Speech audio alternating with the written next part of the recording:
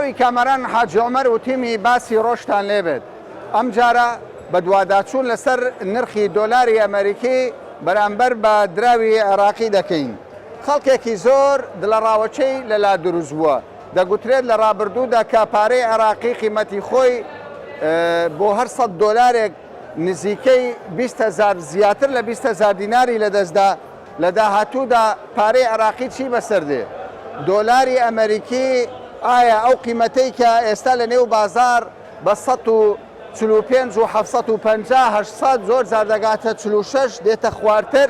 ئەم قیمەتەی دەمینێتەوە یاخودنا. هەوڵی پەرلەمانتارەکانی عێراق کە دەڵێن دەبێت دۆلار لە مەودووە ببێت بە 130,000 دینار بەچێ دەگات. بانکی ناوەندی عێراقی کە چەند ساڵێک جارێک بڕیارێک دەردەکات ئایا ئەم جارش پاشگەز دەبێتەوە یاخود دۆلار بە پێچەوانەوە نەوەک دابەزێ بەڵکو بەرامبەر بە دراوی عێراقی لە داهاتوودا بەرز ببێتەوە.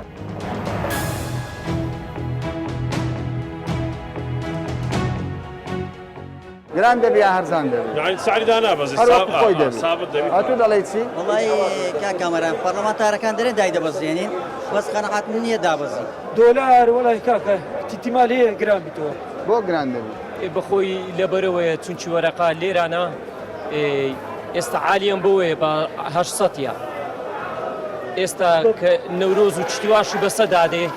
زۆر تاسیری لەسە بازاڕیدە. دەڵێن دەفتە 130. نەخێر شتیوانە.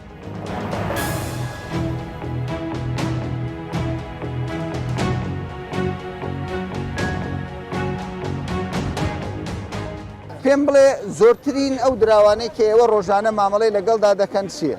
دۆلارە. دۆلارە. بەری. پاش دۆلار؟ پاش دۆلار تومەنە، لیرەی تورکیا، پاوەنە. پاوەنە. بەری. بۆ پاوەن بۆ پاوەن. پاوەن ژەخە تعاملان لەگەڵ بەریتانیاشەوە هەیە. یعنی خەڵکمان زۆر لە بەریتانیا هەیە؟ طبعاً دیکوارێ وەڵڵا. پاوەن بە چەندە ئێستا؟ پاوەن ئێستا بە 137 دۆلار ئەمە دەکڕین. دەکڕن. بەڵێ فرۆشتنەوە؟ بە 138 دەفرۆشینەوە. کەوای 1000 دیناری فەرقا. بەڵێ. ئەی دۆلار؟ 1 دۆلاری فەرقا. دۆلار تقریباً 1 دۆلار. کەوای زۆرێ. 1 دۆلاری فەرقا. باشە ئەی دۆلار بۆ خۆی چەندی فەرقا؟ دۆلار وەڵی زۆری فەرق نییە بە 145 ئەمە دەکڕین. دەکڕن. بەڵێ بە ڕۆبع کەمیش دەفرۆشینەوە. باشە دۆلار کە ئێستا قیمەتی خۆی پەیدا کرد زیاتر یانی لە حەدی پێشوو بازاری ئەوەی خۆش کرد یا خراپ کرد؟ بە قورعان فتەکان کە زۆر باش بوو بازاری خۆش بوو بەڵام ئێستا وەنیە یعنی ئەوەی هەبوو خەڵکە مەسەن دۆلارەکە هەموو گۆڕیەوە یعنی دۆلاری بەخۆ نەهێشت معنە ئێستا کابرا ئەدەیەکە مەسەن پێویستی وەرەقەشی دەینی دوی دێنی دەگۆڕتەوە غیری ئەوانەی مەسە کە بە جوملا ئەوان بە جوێن دەستە ژۆری نایەنە سەجادێ نایەنە سەجادێ بەڵێ داهاتوو چۆن دەبینی دۆلار چی لێ دێ؟ وەڵڵاهی بەڕێی من جارێ ئەوها دەمینێتەوە دەمینێ ئارێ وەڵڵا پێم بڵێ دۆلار چی بەسەر دێ؟ بۆ خۆی کەس لە وەزای عێراق تێناگات بۆ خۆت تێناگەی کەسمان ئەوی سەعەبی جملەی دەفتەریە تێناگە هیچ دەفتەری دۆلاری هەیە بە جملە نازانی نازانی باشە تو ئێستا دۆلار زیاتر پێت باشە بکڕێیان بفرۆشرێت ئەگەر بازار هەبوو دەکرێت دەفرۆشە ئەگەر بازارش نەبوو معنەیە ڕادۆست ئێستا ئەو مەسەلەی 250 و ئەوانە چییە؟ ئەوانە کابرا تو دەبینی کۆگات هەیە بەڵێ ئەشای دەفرشی 250 زیاد دێتەکرێ دۆلار بە 250 بە گرانترا موادن نادەنێ چەندە بۆ نمونە ئێستا؟ ئەوە بە 150 150 دەبی 150,000 دیناری بدەی اینجا وەرەقات 100 دۆلاری وەردەگری 100 دۆلار ئەی هەزاری لە دەوری 148 کەوایە نرخی قیمەتی پارەی عێراقی لە عملەیەک بۆ عملەیەکی تکە جیاواز دەکات طبعا فەرقیە باشترینیان کامەیە؟ باشترینیان چووە چکویان 25,000 یان 50 25 ئەو 250 و ڕبعی و هەزاری 2000 فەرقاویت کرد 4000 فەرقا کامیان ئەوە؟ ئەوە 4000 فەرقا 4000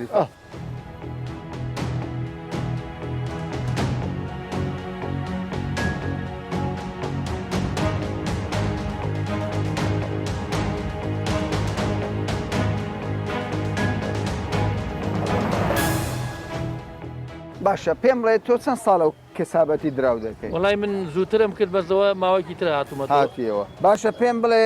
دۆلار چی بەسەردە چی لێ دەزانی تۆ؟ دۆلار یعنی مستەقر نییە چونکە تا بجێ عراق پەسەند نەکرێ ناگاتەوەی کە تۆ سیقەت هەبێ بەو سعرە دەوەسێ باشە ئەگەر پەسەند کرا پێ دوای چی بەسەردێ؟ وڵای پەسەند بکرێ لە سعرێک دەوەسێ بەڵام بەرزوو نزمەکەشی وا نامێنێکە یعنی ترسی ئەوەی هەبێ خەڵک زۆر زەرەر ئێستا داهاتوو دەشێیان بەرز دەبێتەوە من قەنەعەتەکەم مەسئولین نەیانە زەحمەتە بشکێ ناشێت قەنەعەت ناکەم چونکە شتێک حکوومەت هەیبێ و مەسئول هەیبێ قەنەعەت ناکەم بشکێ کەوای لە قازانجی حکوومەتی عێراقە بەڵێ زۆریش حکوومەتی عێراق خەڵکی بەڕاستی فەقیر کردووە نەک فەقیر کردو هەر تەرمی کردووە ینی خەڵکی لەوە نەیەڵاوە تۆ کە بتوانە بژی پێم بڵێ بازارەکە چۆنە بەخوای بازار زعیفە وەکو جاران نییە باش یان جاران چۆن بوو جاران طبعا ئیش باش وێسا یان جارەمە بەست کەیە تقریبا 300 سال پێش ئێستا 300 ساڵ چۆن باشتر بوو کاکە خەڵکێکی زۆر لە هەولێر بوو پارە هەبوو کەسابەت زۆر بوو بەزە ئێستا بەڵام ئەو کاتیش دەیان گۆ وەزە هەر خراپە بەخوای خراپ بەڵام بەزەوانە بوو باشە ئێستا دۆلار لە بەردەستا بەڵێ دۆلار نرخی چەندە ئێستا ئەمڕۆ ئێستا دۆلار بە 145 دەکڕین بە 46 دەفرۆش بە 46 دەفرۆشتنەوە ئەم سەرسی بەسەردەی لەداهاتوو وڵی هیچ دیار نییە نازانی لەدەست بانقی مرکزیە ڕۆژانە ئێوە چاوتان لە بانقی مرکزی هەموو کەس تەماشای بانقی مرکزی دەکات باشە کە بەرز بەوە باش بوو ئەوەیان خراپ بوو بەخوای باش و عیبی نەبووە بەڵام بەس ئێستا دۆلار گرانە بازارەکە زیاتر ڕاگرت دەگوترێت دۆلار تەنیا دەبێت لە عێراق مامەڵەی لەگەڵدا بکرێ بۆ ئێران قەدەغەیە چونکە مە عملەیەکی زۆر گرینگە ئێستا لە بازار هەر چەند دۆلار دوێ هەیە هەیە چەند بە ملیۆن دلار هەیە چەند دەوێ هەیە احتیادیە ینی ئەوەی نییە برێ وڵا نییەنەوە بەس بە حواڵە هەیە یان بە نەقد بە حواڵە چۆنە حواڵەکەی تحویلی دوبای دەکەن لە دوبای دیسان ئەوان وەش تحویلیان کلێر دەفرۆشتنەوە دۆلارەکەی دەفرۆشتنەوە دەکەنەوە دینار ئیشیان پێەیە لە حواڵەکەش دەکەن و یعنی من لێرە ئەگەر ملیۆنێک دۆلار بکڕم لە دوبای تحویل 50 ملیۆن دۆلارش بێ پارەکە لە چێ دەمدەنێ ئەگە بتوێت لە دوبای دەدەنێ ئەگە بتوێت لێرە دەدەنێ لێرە شێ نەقد هەیە پارەی خۆ دەدەی نەقد 50 ملیۆن دۆلار زیاترش ڕۆژانە دۆلار هەیە لێرە لە سلێمان تاویلی سلێمانی دەکرێت تعمیل دۆک دەکرێت دوبای دەکرێتن تاویلی هەموو شوێنش دەکرێت تورکیا دەکرێتن سین دەکرێتن تاویل هەموو شوێنێکی هەیە باشە ئێستا ئەو چەند ڕۆژەی دۆلار زۆرە لە بازاڕیان کەمە بە حکمی ئەوەی لێرە بۆ معاشی زۆر خوردیان کردۆ ئێستا دۆلار حالیان زۆرە بەس وەرەقا گرانە بەڕاستی حالیان نشکاوت 100 نەر چییە بشتێکمە دەداتە چێ و دۆلارێ چەند کوانەکەم ینی کۆمپانیان هەیە ینی دەکردنەوە بە 10 ملیۆن 20 ملیۆن دەکردن ڕۆژانە دەیان داتێ ئەوان لە بازاری ساغ دەکەنەوە دەکەن دینار بۆ باقکان دەنێرنەوە جە باقە حکومیکان.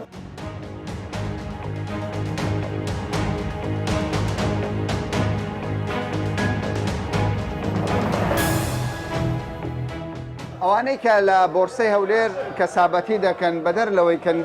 قیمەتی دیناری عراقی بەلای ئەوانەوە گرینگە بەڵام زۆر جار باسی دراوی دەوروبەریش دەکەن دەڵێن کاریگەری دراوی دەوروبەر لەسەر دۆلار تەسی لە بازاری ئەوان دەکات تۆ بەر لەوەی مەقسەد لەگەڵ بکەم باس لەوە کرد دۆلار بەرامبەر بە زۆربەی دراوەکان بەرز بۆتەوە ئەمە دەزانینەوە لە لوبنان قەیرانە لە سووریا شەڕە سووریایەوە تورکیایەوە ئێرانە یعنی ڕۆژانە پارەی وڵاتانەدا دەبەزی یعنی ئەو دۆلار بە قیمەت دەبی بەرامبەر ڕێژەشی زۆر کامەران ینی ئێستا ئەخە پارێک لە وەرەقێک بە 150,000 ببیتە ملیۆنی ویان وەرەقێک پارەی سووری بە 5,000 ئێستا بێتە 400 هزار ئەخەش ڕێژەی لە 100ش دەرچووە باشە بەڵام ئێستا بەشێک لە پەرلەمان دەڵێ کاکە نەفت بەرز بووی تۆ بوویتە 70 دۆلار نزیکەی پێویست ناکە دۆلاری ئەمریکی بەرامبەر بە دیناری عراقی ئەوەندە بێ یعنی تۆ ترست لەوە نییە دۆلار بکە من ترسم لەوەی ئەگە بێ و لە دەست باقی مرکزی دەرچی سەیتەرێک کەس پێ ناکرێت چکە ئەو پارەیمە ئێستا ئەو دراوەیمە لە دەوروبەری خۆمان ڕەسیدی نییە ئێستا دەچینە ئێران ئەو پارەی وەرناگری بە ڕێژەی کەم دەبی بە هەرزان بیاندنی ڕەسیدی هەرزانتر یعنی ئێستا بەخسەدەمە وەختێک لە سعودیای لێرە بە 120 و لێ بە 130 وەرەقەیان دەکڕی هزاری فەرق بوو 10,000 لە تورکیای 10,000 فەرق بۆ پێشترێ ئەو فترەی سەفەرم نەکردە بەس یعنی لە دەرەش ڕەسیدی نێ پارەکەی خۆمان یعنی بەس باقی مرکزی وەی کردی ئەو پارە بای بیناکە بێ و لە دەست باقی مرکز دەرسی عینەوەشی ئەو دەوڵەوەش سووریای لێدێ بەخوای مە زەبەرەوەی سەیتەرەیان پێ ناکرێ. ئەم بەڕێزە دەڵێ بانکی مرکزی گرینگە نەوەک پەرلەمانتارێک پێشنیازێک دەخاتە ڕوو. تەوەقع چێ بۆ داهاتوو؟ داد باقی مرکزی ثابتی کردەوە ثابت بوو ثابت بوو حتا 5 سالی کە بازۆکە نەفت بووتە 100 دلاری 5 ساڵ 5 سالی کە ثابت بووە نەفتان کە بە 100 دلاری بەوە ساعتی تەواو ثابت ئایلۆ 160ش ئەنی هێشتا چاوەڕێ دەکەم بەرێ پارەی عێراق بە قیمەتە دەی بە قیمەتی کات لەبەرەوەی قەرزارە بەرێ قەرزارە زۆر قەرزارە باشە کەوای ئەوە دڵنیای دەدەن بە کاسبکاران چاوەڕێ ئەوە نەبن دۆلار بە 130,000 وەکۆن دەکەس ڕۆی زەمان گوشت.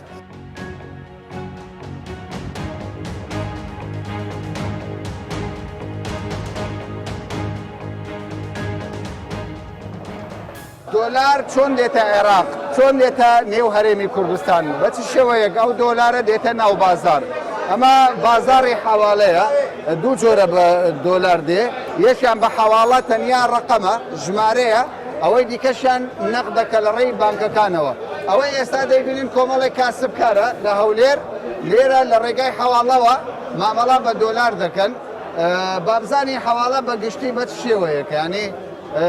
حواڵە چۆن دەکرێت چۆن ناکرێت مامۆستا عەبد لێرە هەرچەندە سەری سپی بووە بەڵام بەشی زۆری سەر سپی بوونەکەی لە بازاری دۆلار بووە تۆ تەجروبەیەکی زۆرت هەیە پێم بڕی حواڵە چییە؟ حواڵە مەسەلەن باقێک مەسەلەن ئارتی ئەمە هیتمان ئارتی هەرێمی کوردستان پارەی نەوتە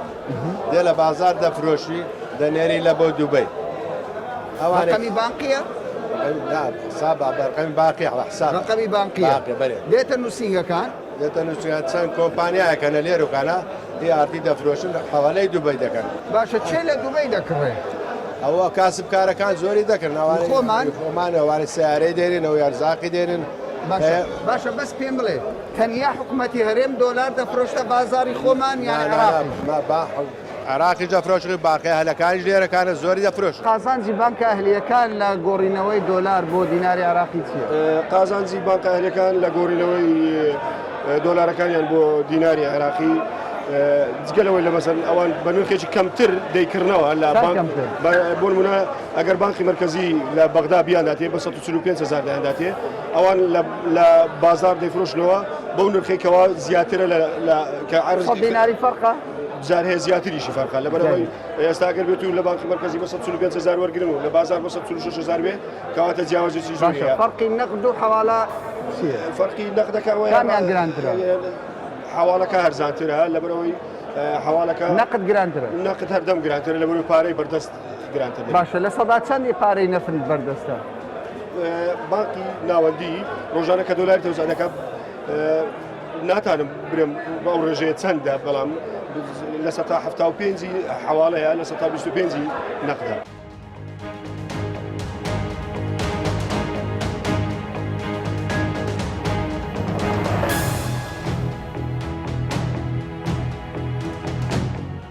نرخی دۆلار لە هەرێمی کوردستان لەگەڵ بەغدا زۆر جار جیاوازی دەبیندرێت 100 دینار 150 دینار 50 دینار ئیتر بۆ هەر 100 دۆلارێک ئەمە تقریبا تەسیراتی هەیە زۆر جار لە بەغدا نرخەکە بەرز دەبێتەوە لە هەرێمی کوردستان و هەولێردا دەبەزێ زۆر جارش بە پێچاوانەوێ بەڵام ئەو کاتێک کە حکوومەتی هەرێم بڕیار لەسەر پێدانی موچە دەدات دۆلار دەخاتە بازارەوە بزانین چی بەسەر هێناوە بازارەکە چ بەسەر دێ پێم بڵێ ئێستا دۆلار بە بەراورد لەگەڵ بەغدا لە هەولێر گرانتریان هەرزانترە؟ لە هەولێر هەرزانترە. هەرزانترە؟ بەڵێ قیمەتی دۆلار هەرزانترە 100 دینار 150 دینار لە بەغدا هەرزانترە. ئێستا لە بەغدا بە چەندە؟ ئێستا عالی عازر لە بەغدای 850 900 لەوێ بۆندێ؟ بەڵێ لێرە بە چەندە؟ لێرە بە 750. بۆچی؟ لەبەرەوەی دوسێ ڕۆژە بانقەکان دەفرۆشن حکوومەتی هەرێم دەفرۆشی لە بۆ معاشی ئەوەیە تەسیر دەکەن بەڵێ تاسیر دەکات باشە ڕێژەشی زۆر لەو دوسێ ڕۆژەی فرۆشایە بانقەکان فرۆشتیتیان ینی لە بۆ معاشی لە بۆ ڕاتبی لە بۆ ڕاتبی کەوایە پارەی حکوومەت هێرم هاتە بازار بەڵێ بێگومان پێنجی مانگ حکوومەت لە ئێستاوە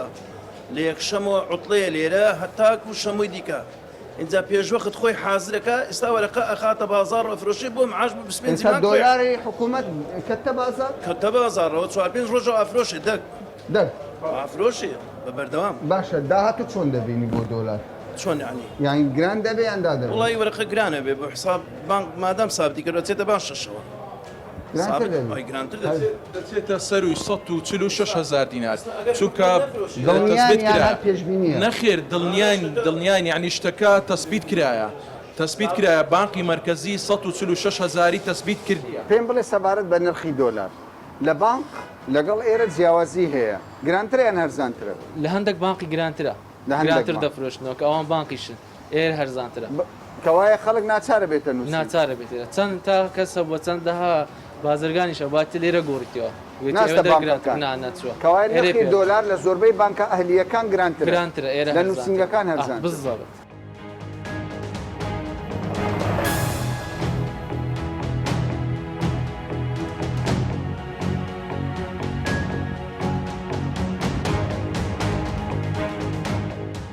لەم بازارە گەورەی بۆرسا لە نێو هەولێر کە لە نێو هەرێمی کوردستان گەورەترین بازارەیان زۆرترین مامەڵەی دراوی دۆلار لەم بازارە دەکرێت بەڵام هەتا ئێستا من هەر تەنیا قسە دەبینم یەکە کاوار دەکا کاکە دۆلار بەوەندەیە $1 نەبینی گونیەک فەردەیەک لۆریەک پیکەبێک دۆلار کڕین و فرۆشتین لێبێت هەر کاسبکارێک دەبینی دەڵێ کاکە حەز دەکەی بە $1,000,000 دۆلار دەدەمێ بەڵام لە نێو بازارە بەس خەڵک دەبینم کەسێکم نەبینی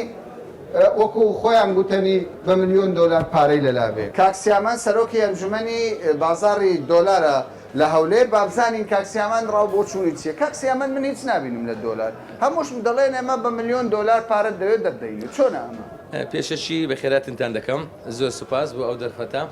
کاکە گیان بازاری دۆلاری ئێلێرانە ئەوەی خەڵکی کە دەبینی ڕاوەستایە جەنابەت کە دەرەی هەر بە قسەیە ڕاستە بە قسەیە بەس خۆ کابرا هەموو شەریکات و مەکاتب بە هەموو پارەی لە ناو مەکتەب هەیە خۆ کە دێتە ئێرانە دەرێ من 500,000 هەیە 100,000 هەیە $1,000,000 هەیە خۆ $1,000,000 نانی لە دەستی بگری هەلێناو قاسەیە مەوجودە کە دەرێ من $1,000,000 هەیە یان 500,000 هەیە پارەکە لە ناو مەکتەب مەوجود باشە بەڵام حکوومەتی عێراق حکوومەتی کوردستان کە نەوت دەفرۆشێ پارەکە چۆن دێتۆ ناو ئەو بازارە یەکسەر خۆ ئۆتۆماتیکیە نایەتە مەکتەبەکەیت بڵێ ئەوە بانقی مرکزی ڕۆژانە مەزاتی هەیە شەریکاتەکان و بانقە هەریەکان دەستە ناو مەزات بە نەقد یان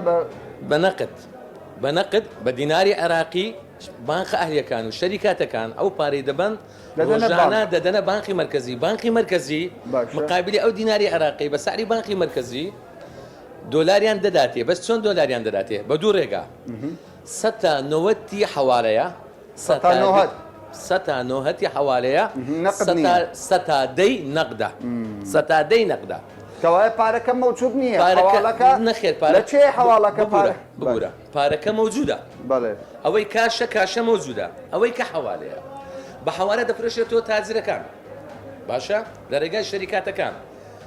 کە دەفرۆشی مەسەلەن بۆ نمونە شەریکاتێک دێتن دەرێ من مەسەلەن $5,000,000 هەیە لە دوبەی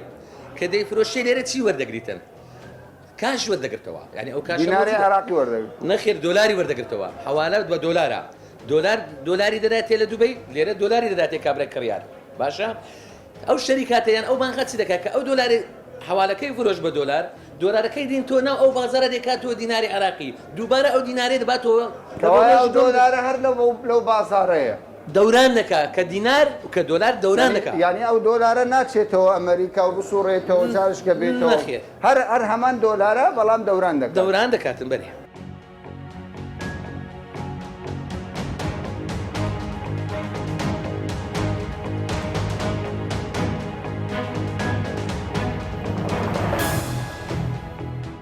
مامۆستا فەرهاد وەکو دەبینن ئێستا دۆلار بە 145 و 700 نووسنگەکانی درا وەری دەگرن بە 145 و 800 دەیفرۆشنەوە ئەو نرخە وەکو خۆی دەمینێ یان گۆڕانکاری بەسەردادێ بەدون نایەوە لەم بازارە بازاری ئازاد نرخ زیاد و کەم دەکات بە پێی خواست و من پێشخۆزێک لێرە بووم 600 بووی ساکە 800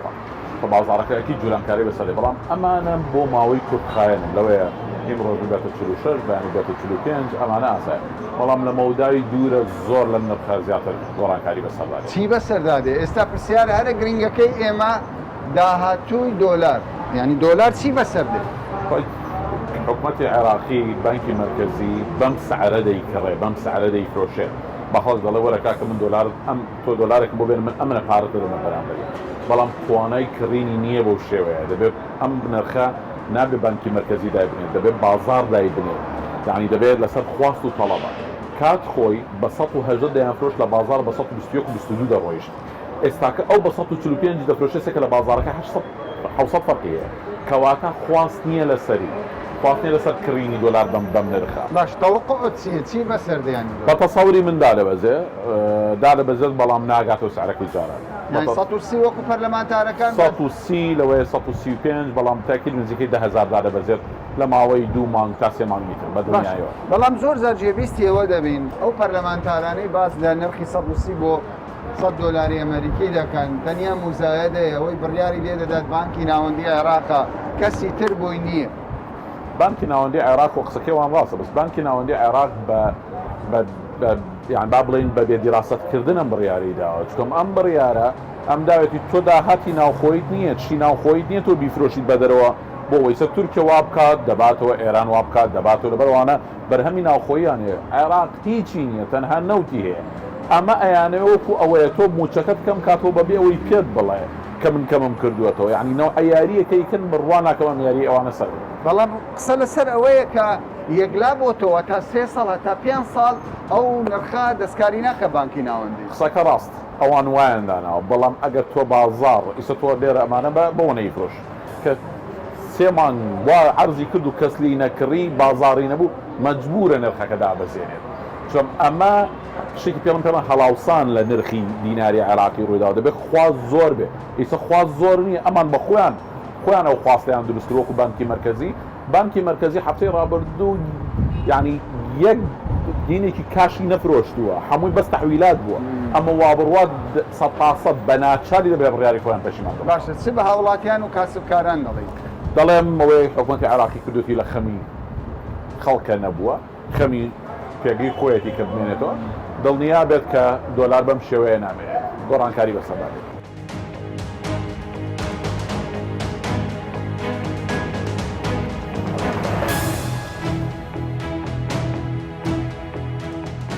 ئەوەی دەیبینن نرخی دۆلاری ئەمریکیە بەرامبەر بە دیناری عێراقی وەکو بەشێکی زۆر لە پسپۆڕان و کاسبکاران باسی لێوە دەکەن نرخی ئێستای دۆلار لە قازانجی حکوومەت و حیزبەکانە زیاتر ئەوان دەوڵەمەند بوونە چونکە بانکی ئەهلیان هەیە لەگەڵ ئەوەشدا حکوومەتی عێراق مانگانە و ڕۆژانە پارێکی زۆری بۆ دەگەڕێتەوە لە بەرامبەردا ئەم نرخە زیانی بۆ خەڵکی هەژار زۆر دەبێت داهاتوو چۆن دەبێت ئایا ئەم نرخە بەردەوام دەبینێتەوە یان دادەبەزێت یان وەکو هەندێک کەس باسی لێوە دەکات دۆلار هێشتا بەرزتر دەبێتەوە ئەوەی کە زۆرینە ڕایوا بوو بانکی ناوەندی و حزبەکانیش لە عێراق لەسەر ئەوە کۆکن دەبێت نرخی دۆلار وەکو ئێستا بمینێتەوە هەرچەندە هەندێک پەرلەمان باسی لێوە دەکات بەڵام وەکو باسی لێوە دەکرێت زیاتر موزایەدەیە چونکە قازانجەکە بۆ خەڵک نییە بۆ جیرفانی حکوومەت و حزبەکانی عێراقیە تا باسێکی دیکە و بابەتێکی دیکە بەخواتان دەستێرە